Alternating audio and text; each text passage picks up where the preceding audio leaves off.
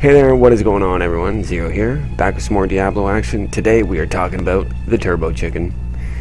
This is a new build, probably one of my favorite builds now actually. It's pretty phenomenal.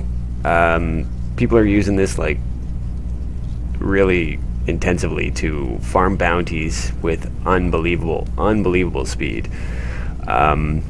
It's probably the fastest build in the game right now for doing bounties. Maybe Monk has something that could compete with it, but I'm not playing Monk, so I don't know. This is crazy, so let's just jump right into it, guys. And remember, this is primarily for bounties, guys. I mean, you can do rifts with it. It's not going to be very efficient, but this is for bounties. Okay, so skill-wise, for a generator, we're using Core Spider, Blazing Spiders, lots of mana return, and that's because of Fire Bats. Fire Bats, Plague Bats is going to be our main damage dealer when it comes to elites and bosses and pretty much everything. It's just going to melt everything in sight. It's fantastic. Hex Angry Chicken, this is for our mobility. This is the skill that's going to allow us to zip through bounties like nobody's business. Summon Zombie Dogs, any rune you want is fine here. We're using the Zombie Dogs for speed. More speed, more speed. That's what we're looking for with this build. Soul Harvest, Soul to Waste. Again, we're primarily using this. I mean, you're going to get your intelligence stacks out of this and get more powerful, obviously, but primarily we're using Soul to Waste because of the 5% increased movement speed for each enemy harvested, okay? More speed, the better. And Spirit Walk with Jaunt. Passives, you're going to want a Hellfire Amulet for this build too, guys, okay? So passives, we're going Spirit Vessel. It's actually, there's a lot of stuff you can use here. You probably don't even have to use Spirit Vessel. I probably don't even have to use Spirit Vessel right now, but that is what I'm using for the time being because I'm a little bit squishy, so I'm using that. Okay, so Spirit Vessel, Pierce the Veil, more damage, Fierce Loyalty, and this is linked up with our dogs. This is what's going to give us even more movement speed, okay? So you got to have that. Dogs, Fierce Loyalty for more movement speed, guys. And then Graven Justice. This is going to give us a little bit of survivability, and it's going to reduce all our cooldowns, okay? So let's get into the gear. This is using the new set. So we're using Arakir's set. I think that's how you pronounce it. Which is, it's pretty freaking awesome.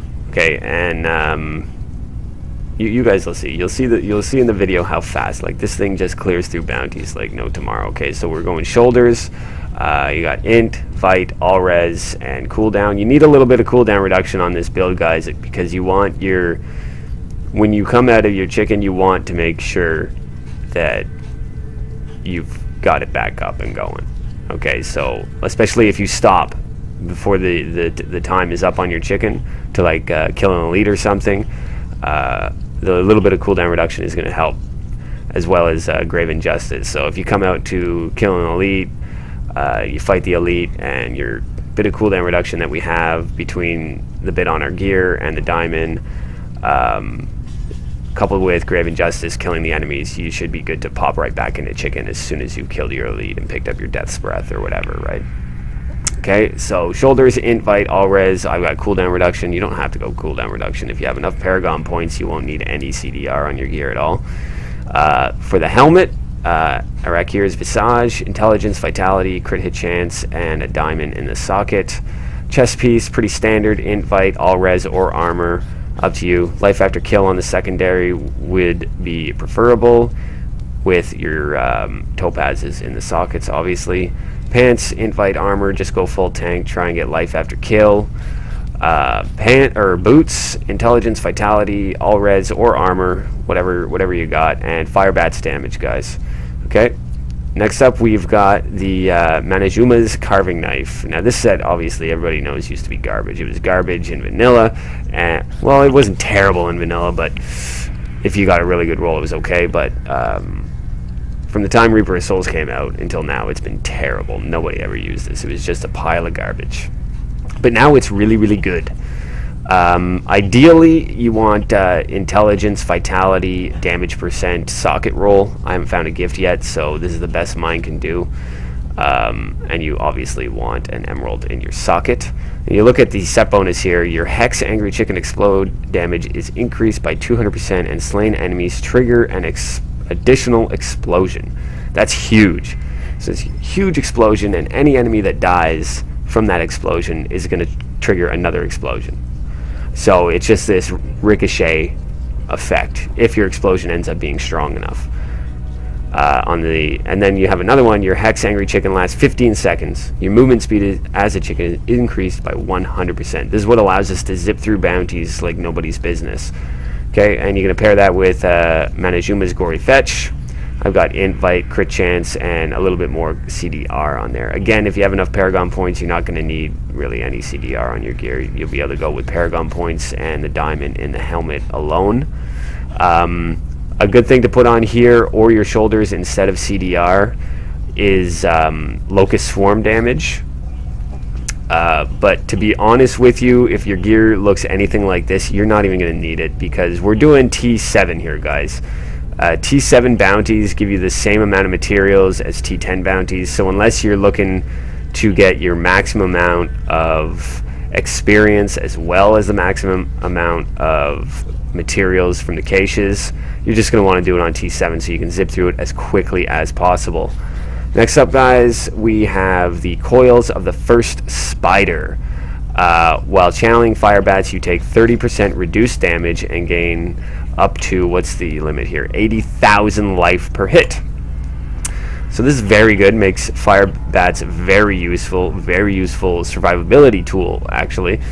We're going poison skills, intelligence, vitality. I've got a regen roll on there, obviously that is not ideal, and crit hit chance. Okay, and Hellfire Amulet, guys. You need a Hellfire Amulet for this build. Having your 5 passives is really gonna help you with this, because we have Confidence Ritual here on mine, and you're gonna want to go with main stat in crit chance, crit damage, or trifecta, obviously. And we've got a Molten Wildebeest Gizzard in here for survivability. You don't need to run this. I see a lot of people, instead of running the Gizzard, they're running with Boon of the Hoarder and Wreath of Lightning.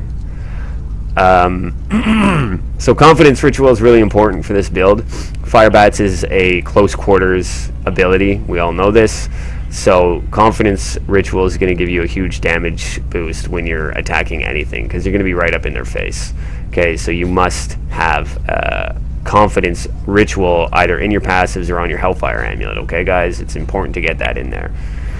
Next up, we have Crumb's Buff Belt, Intelligence, Vitality, Resistance, and Armor with some more life after kill there. And we're only, obviously there's stronger belts than this, but again, I mean, you don't need to be crazy strong to run this build. We're doing T7, and T7's a joke, right? We're using this belt for the gain 25% run speed. This effect is lost for 5 seconds after taking damage. So it's just more movement speed. The more movement speed, the better in this build. Okay, guys? And lastly, we're looking at Focus and Restraint. We all know why we're using Focus and Restraint. Everybody's trying to put Focus and Restraint on every single build for a reason. They're amazing. It's like probably one of the most powerful sets in the game. These 2 damn rings. My Restraint is terrible. It's terrible. And I'm breezing through these bounties on T7 like nobody's business, okay? So obviously you'd prefer a trifecta roll on here, or main stat, crit chance, crit damage. And I'm using Bane of the Stricken. I think it's like the new best Witch Doctor gem, personally.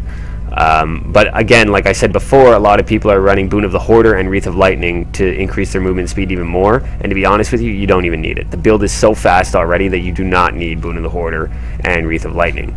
Of course, that's entirely a preference case. Personally, I just don't want to level the gems. I don't want to level the gems up. I don't. This build is just for doing bounties for me to get the materials out of the caches. I'm not going to be using it in rifts or anything like that, so I don't really feel the need to level a Boon of the Hoarder and a Wreath of Lightning, because I already got some on non-season. So when this stuff carries over, I mean, if I want to put them in, I'll put them in. It's not a big deal. You don't need it, okay? And on the focus, again, like I said, ideally trifecta, if not main stat, crit chance, crit damage, and I've got a Bane of the Trapped in there. You want Bane of the Trapped for sure. Bane of the Trapped is going to be triggered by your Spider Queen that is coming off your Arakir set 2-piece set. Summon a permanent spider queen who leaves behind webs that deal 4,000% weapon damage over 5 seconds and slows enemies. So everything's going to be getting slowed by your spider queen, and it's fantastic. The 4-piece set reads, Hex gains the effect of Toad of Hugeness. While the Toad of Hugeness is active, you take 40% reduced damage. After the Toad of Hugeness finishes his meal, you heal for 10% of your maximum life per second for 10 seconds. So you got a little bit of health regen there off of that. That's great. But the big one for this, again, not only the 2-piece set, is the 6-piece set. The damage of your creature skills is increased by 800%. Creature skills are Corpse Spiders, Plague of Toads, Fire Bats, Locust Swarm. That's why we're talking about the Locust Swarm damage here. And you might be saying, well, you don't have Locust Swarm on your skills, Zero. But we do have it in our cube. Using the Wormwood, Locust Swarm continuously plagues enemies around you. So you're constantly going to have this Locust Swarm. You see that green ring that comes off of me every few seconds? That's our Locust Swarm. It'll pop around all over the place. We're using Quetzalcoatl in the cube as well to enhance our Locust Swarm. Locust Swarm and Haunt now deal their damage in half the normal duration. Okay, and the last piece is up in the air. You can use a number of different things. The best thing to use here would be a Convention of Elements. For when you loop around to the poison on the Convention of Elements, your damage is just going to go through the freaking roof. And if you manage to time an explosion from the chicken right when you're on the poison loop, the damage will be out of control. I haven't found one in the season yet. I've been looking. I've been turning rare rings into legendaries. I haven't had any luck with it. But that being said, I'm still flying through these like there's nobody's business. So you can put just like an immunity amulet in there or whatever you want in there for your jewelry slot, and you're going to be just fine. If you have one, a Convention of Elements is best in slot for this, no doubt. Okay, guys. So that's it, guys. I mean, that's the gear. That's the build. You'll see in the videos. Just fly through bounties, big, huge maps where you have to get to the second floor and then clear all the enemies are no longer going to be a pain in your ass because you're going to be able to zip through the first floor so freaking fast. It won't matter if you take a wrong turn because you're moving so quickly that you can make up the time that you lost like that. It's unbelievable. You're clearing acts in 5 to 6 minutes. Sometimes even less time, depending on the bounties that you're getting. People are going to want to be running bounties with you if you have this Turbo Chicken build up and running. Simply because it's so quick. You know, you can run around all the acts and just leave one open, right? And your guys in your group, they can all party up and go to the bonus act and finish off the one that you left, right? So you won't lose out on any bonus caches in party play. It's fantastic, really good build. It's really nice to see something like this for the Witch Doctor, because I think for the longest time, Witch Doctor was probably one of, if not the slowest class for farming bounties, in my opinion, anyway. So it's very nice to see this. It's a very good move. It's a move in the absolute right direction. Let me know what you guys think about the Turbo Chicken build. Go try it out for yourself. Like, comment, subscribe, and I will catch you later.